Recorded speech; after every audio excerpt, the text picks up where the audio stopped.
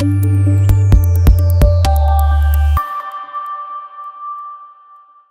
everybody, it's Big Daddy Liberty here, your favorite fat boy. Welcome to the Big Liberty Show. You've actually just caught us having a lovely office chat. I'm joined, of course, by our chief economist, Ian Cruikshanks, and we're talking debt and government debt in particular. Ian, the numbers are looking scary. Talk to us. Worries me about your description in the introduction.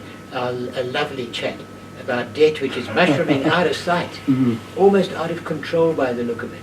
South Africa is getting to a position where debt keeps on increasing. We don't have enough revenue to bring it down, and we hardly have enough revenue at the moment to cover the interest cost.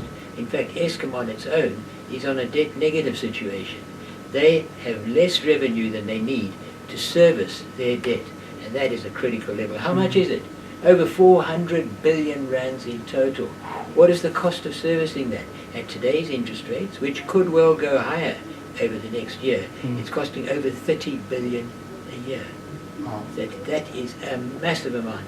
Now, Eskom don't have the revenue to cover that. So what are they doing?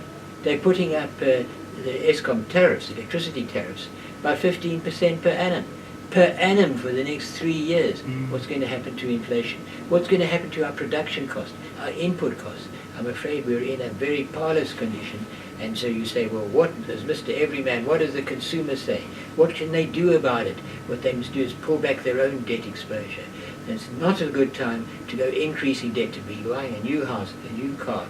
Big ticket items must wait, because when the time comes around and we have higher, further rate increases, government rates go up, Eskom rate will go up, consumer rates will go up, and that will put them in a difficult to manage situation. So it's a time of being very much living according to the old adage of live within your means. This is all important right now. Now, this clearly has implications for the ordinary consumer, and you've touched on some of these points. And one of the things we often speak about is that, you know, in a growing economy, families and individuals should be getting an income, with an income building household savings, and with those savings buying options. But clearly, if there's so much government debt, there must be some sort of impact on an ability to build savings for South Africans.